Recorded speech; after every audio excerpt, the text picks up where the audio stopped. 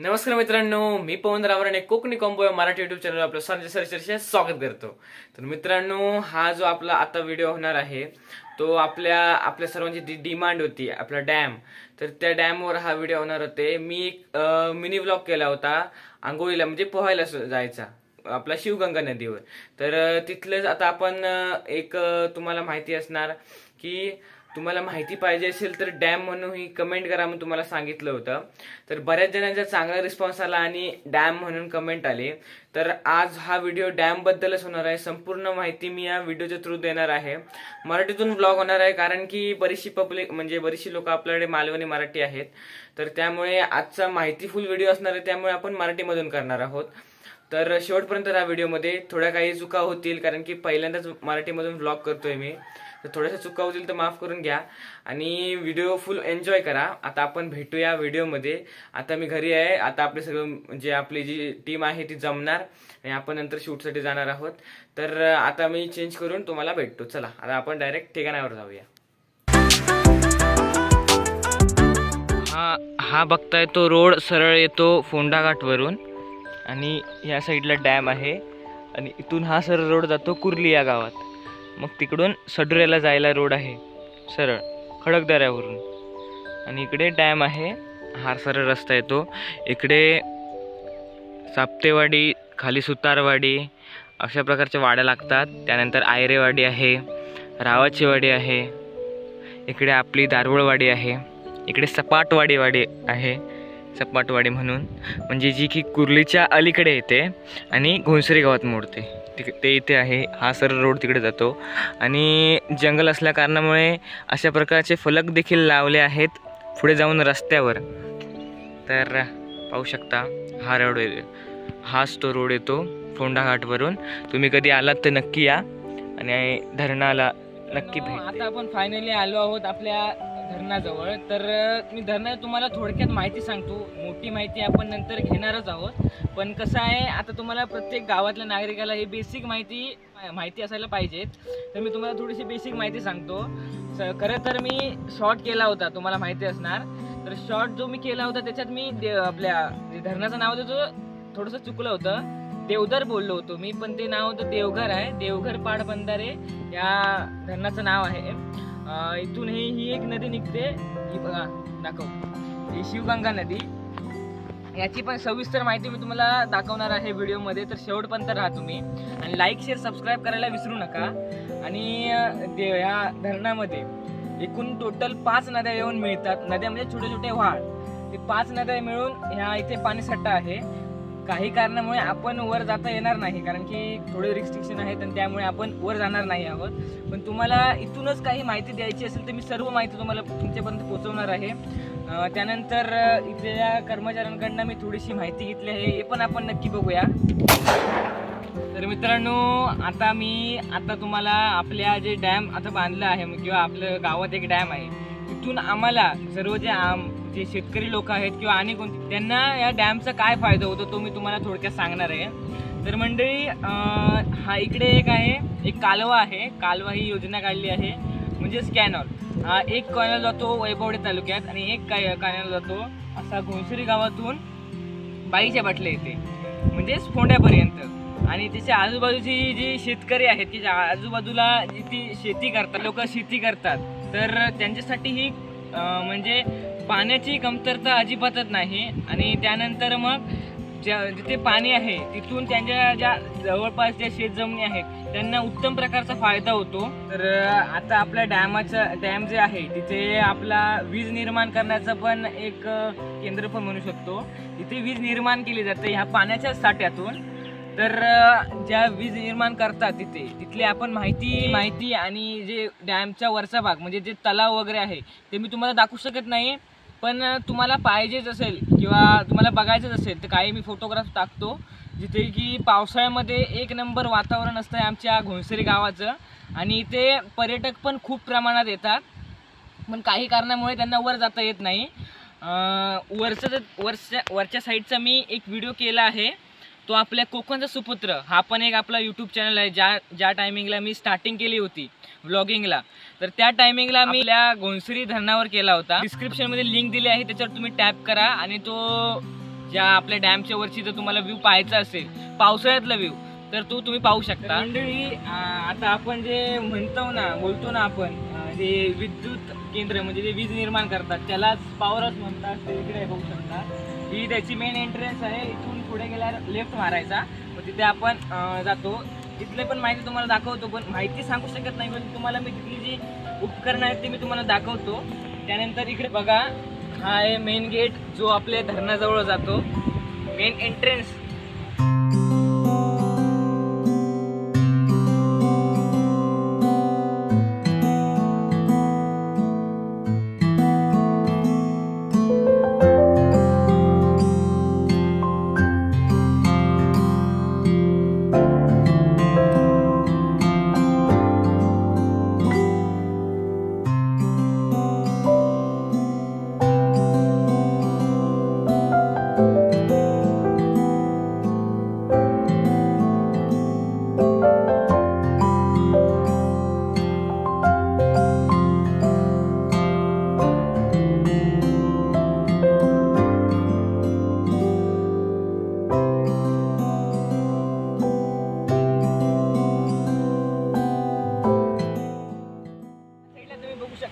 हे आहे वीज साठा करण्याची उपकरणं आणि जिथून जे मूळ वीज तयार करतात तिथून जे पाणी येतं ते हे पाहू शकता।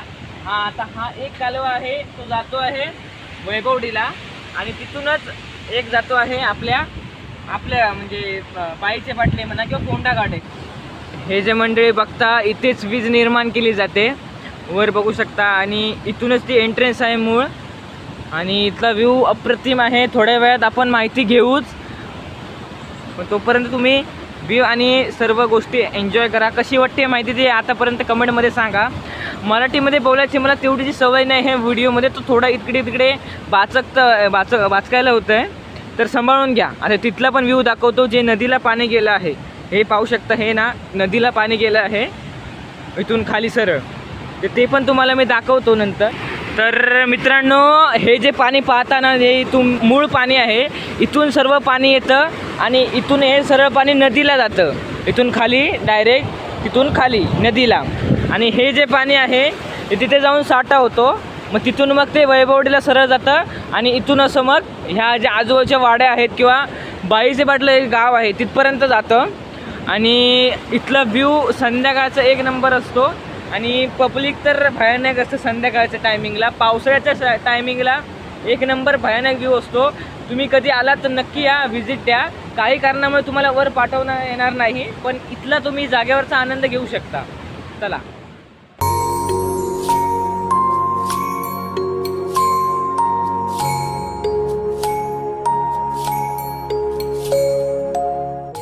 मित्रांनो जर वीज निर्माण करून जर पाणी जर उरलं जातं ना म्हणजे समजा आपण वीज निर्माण करून जे पाणी उरतं किंवा वेस्ट नाही व्हायला पाहिजे त्याचा त्यामुळे ते पाणी ह्या कालव्यां थ्रू या नदी थ्रू खाली सोडलं जातं म्हणजे इथल्या आजूबाजूच्या शेतकऱ्यांचा चांगल्या पद्धतीने विकास होईल त्या पाण्याचा वापर करून। तर हाच एक उद्देश आहे कालव्यांचा किंवा नदीचा आणि ही नदी आहे ती देवगडला जाऊन सरळ मिळते आणि कालवा आपल्या आजूबाजूच्या सर्व गावांना किंवा वाड्यांना म्हणा उत्तम प्रकारचं पाणी सप्लाय करायचं एक काम करतो। तर कशी वाटते तुम्हाला माहिती ते आतापर्यंत सांगा। मराठीमध्ये मी पहिल्यांदाच ब्लॉग करतो आहे कारण म्हणजे आता जे हे आपल्याकडे जी चांगली तुम्हाला इंट्रोमध्ये पण समजलं असेल आपल्याकडे जी पब्लिक आहे ती थोडीशी मराठी आहे थोडीशी मालवणी आहे त्यामुळे एक करायचं आहे। तर मित्रांनो ही आहे शिवगंगा नदी जिचाच मी मगाशी उल्लेख केला होता ती हीच नदी ही सरळ जाऊन देवगडला मिळते आणि ते आहेत तिथे 2 गेट आहेत आपल्या धरणाला 2 मेन गेट आहेत आणि पॉवर हाऊसचं जे पाणी आहे ते हे बघू शकता या पाईपातून बाहेर फेकलं जातं आहे।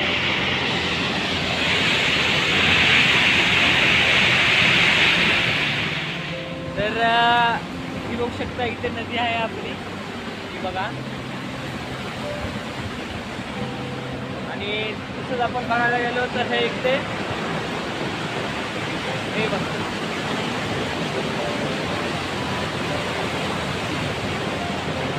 आणि आपल्या सरळ पाठीमागे आहे ते धरण आपलं देवघर पाट बंधारे लघु. आपली गँगी बघा. ए सोम, ए सोम.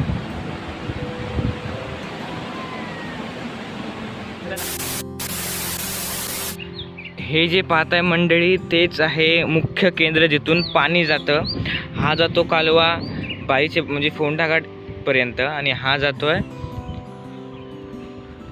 वैभववाडीपर्यंत, जो तुम्हाला मी पुढे दाखवीनच.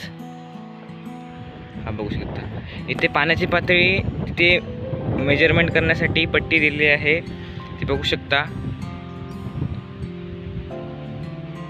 सध्या वीज निर्माण करायचं काम थांबलं आहे त्यामुळे इथे पाणी नाही आहे. ज्या टायमिंगला वीज निर्माण करायला चालू करणार तिथे त्या टायमिंगला इथे पाणी येणार. पातळी तुम्ही बघू शकता. याचं काम म्हणजे पुढे खाली प्लेट लावली आहे आणि पाणी किती फोर्सने सोडायचं तर त्याच्यासाठी हे प्लेट्स आणि हे चक्र वगैरे लावले आहेत. 3 प्रकारचे 3 गेट आहेत. आपण यांना 3 गेट म्हणू शकतो. आणि तसेच या साईडला पण 2 आहेत आणि पुढे जाऊन पण 2 आहेत मोठे. तर हे पाहू शकता. हाच तो कालवा जिथून घोंसरी गावातून सरळ बाईचे भाटले या गावापर्यंत जातो बघू शकता. या पुलाच्या खालून आणि तिकडून तो बाहेर पडतो समोरून इथून आणि तिकडून मग तो सरळ जातो. तिथे मी मागच्या वेळी व्हिडिओ करतो आणि आमचा कालवा ज्या टायमिंगला करत असतो तोच हा कालवा. मंडळी हा जो वाला कालवा तुम्ही पाहताय ना हा जातोय सरळ वैभववाडी तालुक्यात. हा बघा सध्या वीज निर्माण करण्याचं म्हणजे थांबलं आहे त्यामुळे पाणी नाही आहे बघू शकता. पुढे तुम्ही हे दिसत आहेत ते पाण्याचे मॅनेजमेंट कशी करायची म्हणजे पाणी किती फोर्सने जायला पाहिजे ते हे 2 उपकरणं आहेत बघू शकता. हा सरळ जातो तिकडे आचिरणे खांबाळे तिकडे जातो हा कालवा. तर मंडळी हे जे बोर्ड पाहता फलक पाहता याच्यावर सुद्धा उत्तम प्रकारची माहिती आहे ते तुम्ही व्हिडिओ स्टॉप करून पहा. हे जे नोटीस बोर्ड आहेत याच्यातून सुद्धा काही माहिती आपल्याला समजते ते पण तुम्ही नक्की बघा. आणि मित्रांनो सांगायचं झालं तर हे जे बॅनर बघताय हा बॅनर पॉवर हाऊस मधला आहे बघू शकता. वरती दिलेलं पण आहे गद्रे मरीन एक्सपोर्ट. काही कारणामुळे मित्रांनो आपल्याला तोंडी माहिती घेता येणार नाही आहे पण जे काही पॉवर हाऊसचं काम असतं या फलकातून या बोर्ड मधून तुम्हाला समजत असेल. नाही समजलं तर डिस्क्रिप्शन मध्ये फुल इन्फॉर्मेशन मी दिली आहे मराठी मधून ते पण जाऊन तुम्ही नक्की बघा. आता आपण सॅटेलाइटच्या माध्यमातून आता आपण थोडीशी डॅमची माहिती घेऊया. चला मित्रांनो हे पाहताय ते आपले घोंसरी गाव आणि त्याच्याच बाजूला आहे आपलं धरण. या फोटो मध्ये आपण फक्त धरणाची माहिती घेऊया. हे मंडळी पाहताय ना हे आहे आतमधील पूल जे की मित्रांनो अशा पद्धतीमध्ये दिसतं. त्यानंतर इथून 1 नंबर व्ह्यू येतो. हे पाहू शकता मित्रांनो अतिशय निसर्गरम्य वातावरण. मित्रांनो हे तुम्ही पाहताय 2 ते धरणाचे 2 मुख्य दरवाजे. पावसाळ्यामध्ये ज्या टायमिंगला पाण्याचा विसर्ग केला जातो तर हे 2 ते मूळ दरवाजे. तर मित्रांनो आपले बघा सोबती आहेत जिथे आपल्याला व्हिडिओला हेल्प करतात. तर इथून आता मी तुम्हाला दाखवणार आहे थोड्याशा व्ह्यू दाखवणार आहे आमच्या डॅममधून कशा पद्धतीचा व्ह्यू येतो तेच सर्व. तर चला आता तुम्ही व्ह्यू एन्जॉय करा.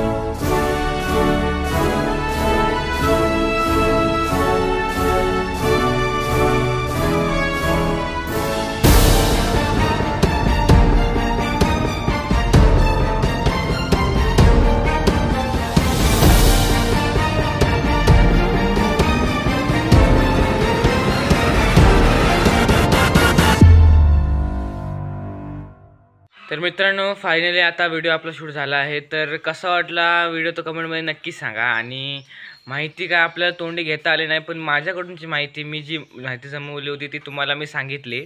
आणि कुठे इकडे तिकडे शब्द चुकले असतील तर माफ करा. आता आपण भेटूया पुढच्या एका नवीन ब्लॉगमध्ये. येणारे ब्लॉग पण सगळ्यात भारी होणार आहेत. पण मला तुम्ही एक सजेशन देऊ शकता, मराठीमधून ब्लॉग करू की मी मालवणीमधून करू ते तुम्ही नक्की टाका. आणि मी पोल पण टाकेन, तो पण बघा. आणि हा व्हिडिओ जास्तीत जास्त शेअर करा. तर चला आता आपण भेटूया पुढच्या व्हिडिओत. टाटा.